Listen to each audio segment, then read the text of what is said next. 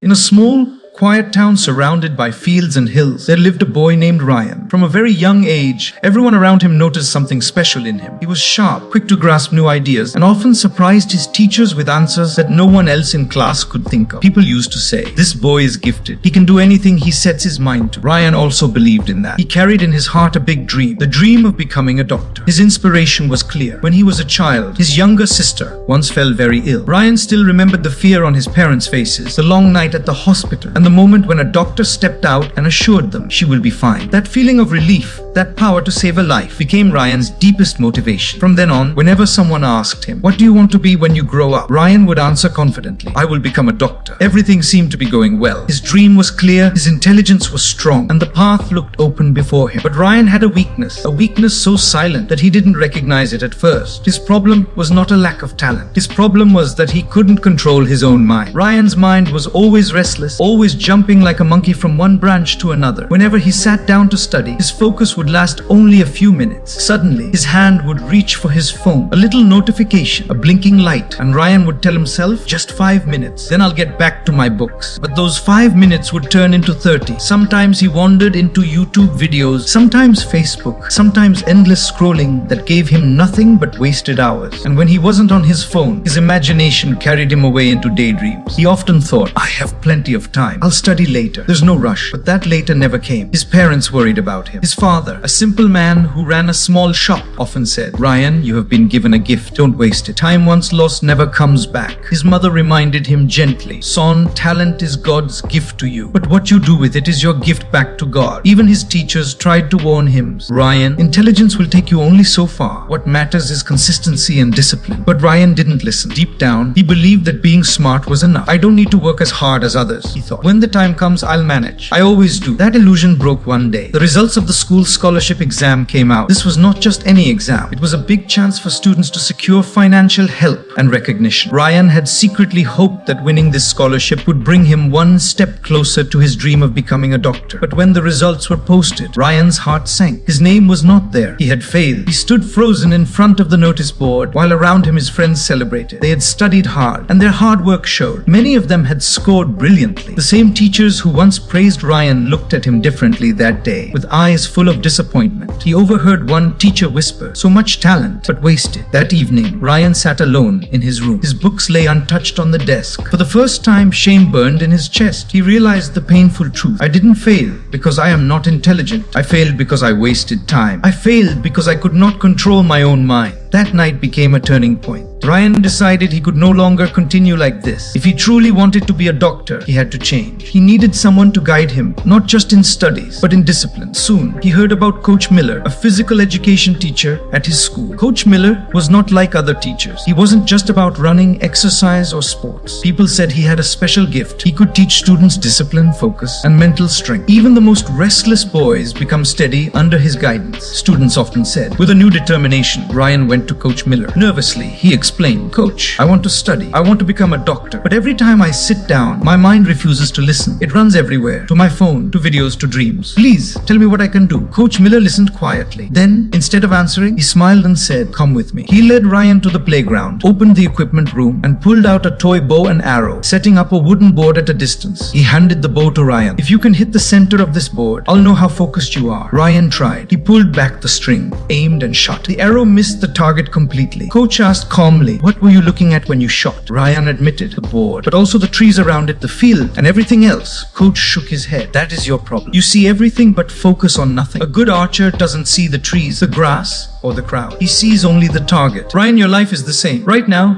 your mind is chasing everything. Your phone, social media, distraction. If you want to succeed, you must learn to see only your goal, nothing else. Ryan felt as if a light had switched on inside him. For the first time, someone had shown him his weakness so clearly. "Coach, how do I start? How can I discipline my mind?" Coach Miller placed a firm hand on his shoulder and said, "I will tell you 4 rules. Follow them and your life will change. 1. Control your thoughts. When your mind tries to wander, bring it back. Even if it slips 100 times, pull it back 101. 2. Make a routine. The brain loves patterns. Fix a time for study and for rest. Slowly, your mind will obey. 3. Remove distractions. Your phone, TV, and useless apps are thieves of time. When you study, keep them away. 4. Practice every day. Discipline is like a muscle. It grows only when you train it daily. Ryan listened with full attention. These 4 rules became his new commandments. grades. That night, he made a routine. He cleaned his messy desk, stacked his books neatly, and turned off his phone while studying. At first, it was a painful battle. His hands itched to pick up the phone. His mind screamed for entertainment. But each time, he whispered to himself, "My goal is to become a doctor. My goal is to stay focused." Slowly, day by day, Ryan's concentration grew. From 10 minutes of study, he went to 30, then to 1 hour, then to several hours without distraction. His parents noticed the change. His teachers too began to see a new light in his eyes. Months later, Ryan took another big exam. This time, he didn't just pass. He came first place. His friends were amazed. His teachers congratulated him warmly. And Ryan knew this success was not just his intelligence. It was the fruit of his discipline. About a year later, Ryan stepped onto a stage to receive a prestigious scholarship. As the applause filled the hall, he remembered Coach Miller's words. "The mind is like a wild horse. If you don't control it, it will drag you everywhere. But if you train it, it will carry you to your destination." From that day on, Ryan lived by one principle: train your mind with discipline, and success will follow you.